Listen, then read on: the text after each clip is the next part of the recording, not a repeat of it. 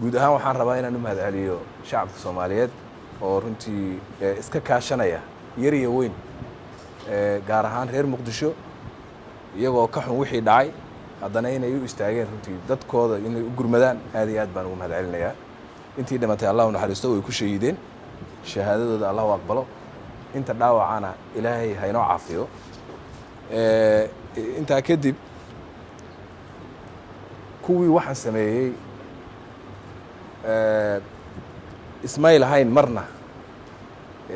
sidan oo kala dadku isu kaashanayaan waxay rabeen dadka niyad jabiyaan waxay rabaan inay maxaan ku dhahaa la kala cararo waxay rabaan inay dadka Soomaaliyeed ay u celiyaan xilliyo hore oo la soo dhaafay runtii meeshaas waa la soo dhaafay dadka Soomaaliyeed niyadooduna aad bay u adag tahay go'aan bay gaareen go'aankooda ku soconayaan waxaan rajaynayaa insha Allah xaruntan guul baan u rajaynayaa runtii la sameeyay aad iyo aad baad u mahadsantihiin dadka aan accesska meelaha kale u heli karin inay imaadaan oo u dhib yareysaan waad ku mahadsantihiin tii dhaxana way shaqaynaysaa waxaa kaloo diyaar oo xarun kale diyaar la gobolka Banaadir marka ay hope Abdullaahi Awe ayadana waxaan rajaynayaa insha Allah la iska caawiyo gobolka Banaadir ayadana xarun kale inay waxay diyaar u yihiin in halkaas from tomorrow caawa shir baan ka soo baxnay hadda oo golaha wasiiradu ay lahaayeen runtii waxaa joogtay hay'adan Sodma ayadana waa joogtay gudoomiyaheedii waxaan farnay inay xarun kale oo saddexaad in laga sameeyo meeshaas maxaa jira dad fara badan baa soo ayaa halkaas access u lahayn baa jira oo dhinacaas kale ayaguna wax badan ka qabanaya anigoo u hambalyeynaya runtii kuna ammaanaya ardayda qaybahooda kala duwan oo ay ardayda jaamacadda ummaddu ka tahay iyo ardayda kale ee Soomaaliyeedba go'aan waxaa la gaaray bari laga bilaabo 3 bari fasax ayaa la gelinayaa iskuulada iyo jaamacadaha waxaana loogu talagalay in ay ka qayb qaataan maamulka iyo macallimiinta iyo ardayduba gurmadka dadka Soomaaliyeed loo fidinayo inay ka qayb qaataan ayaa loogu talagalay waxaa kaloo haddii la yiraahdo hay'adaha dawladda qaybahooda kala duwan oo dhan ayagoo hay'adaha u socda ay imaan doonaan xarumahan oo kale ay imaan doonaan waxa ay ku tabaruci doonaan wixii loo baahdo wixii qarasha ay awood leeyihiin bay ku tabaruci doonaan dadkooda walaalahooda ay heliyo la garab istaagi doonaan haddii la yiraahdo dhammaantood ayagoo wasiirada ay hormareen hay'ad walba cidii madax way ayada hor socoto dawladdu lacag bay ku deeqday oo lagu caawin doono dadkii Soomaaliyeed maxaan ku dhahaa dhibaatadu ay meesha ka soo gaadhay haddii la yiraahdo tallaabooyin kale oo runtii amni iyo tallaabooyin kale oo waxyaabooyin fara badan runtii lagu qabanaya ayay xukuumaddu qaaday waxa ugu muhiimsan waxa weeye in dadkii ku geeriyooday meesha sanad xalay madaxweynuhu uu ballan qaaday ayadana dadkaas agoontii meeshaas ku agoontowday inaysan tabin waalidiintooda waxaan la garab taaganahay inaan waxbarashadooda iyo caawintooda inta kaleba ay xukuumaddu qaadi doonto haddii la yiraahdo dadka dhaawaca waan aragnay intii aad u samayseen gurmadka ee tagtay waa tageen inta kale ee jiiftana waa laga warhaynayaa guddi heer wasiir ah iyo gobolka ka kooban gobolka Banaadir ayaa loo magacaabay marka bit by bit bay ula socon doonaan xaaladooda say tahay haddii la yiraahdo waa la socon doonaa marka dhammaan waxyaabahaas oo dhan waxyaabo la iska kaashan doono shacabka Soomaaliyeed marka waxaan ugu baaqayaa runtii dadka Soomaaliyeed marka koobaad dadka Soomaaliyeed waxaan leeyahay khawaarijta haddaad rabteen nooca yihiin in la idin fasara haddaad rabteen midabkooda haddaad rabteen waa kuwaas xalka kaliya ilaahay waa inaan la dagaalanaa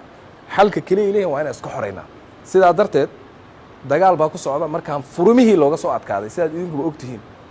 oo banaanka looga soo adkaaday iyo dagaalkii foolka ahaa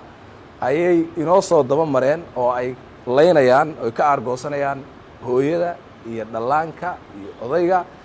iyo gabdhaha Soomaaliyeed ee ilmahooda ku korsanaya inay yaanyada ay iibsadaan ay iibiyaan ayay ka argoosanayaan marka nimanka noocaas marka u fakaraya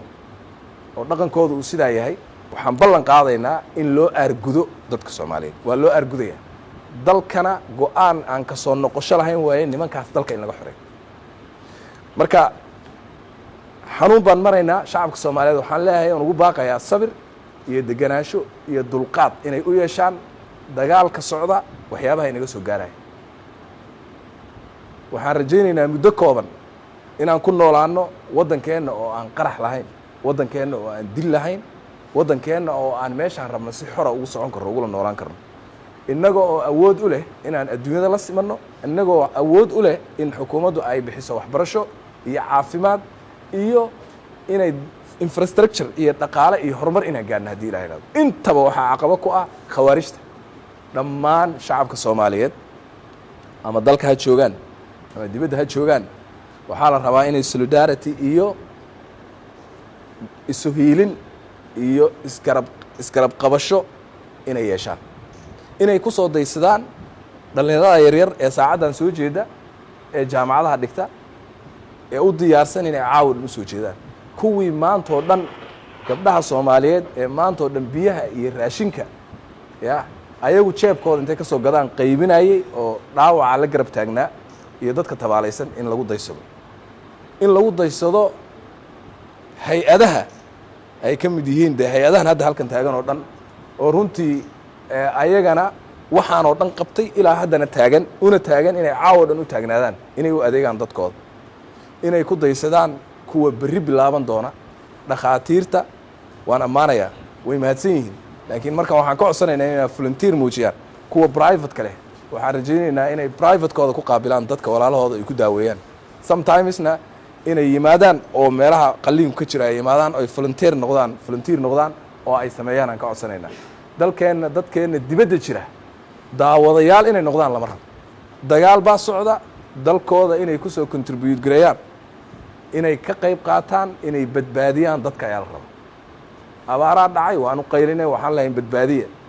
haddeertana tan oo kalaa dhacday. masaa'ibta marka waa la isgarab istaagaa, in la isgarab istaagaan u baahannahay. culimada soomaaliyeed dhammaan qaybaha kala duwan ee dadka soomaaliyeed waxaa la rabaa in la istaago oo nimankaas la iska celiyo, dadkana loo gurmadaa la rabaa. intee inaga xanuunsan allah caafiyo. dhammaantiin aad iyo aad baad u mahadsan tihiin. waxaan rajaynayaa insha allah inaan iswada garab istaagi doono.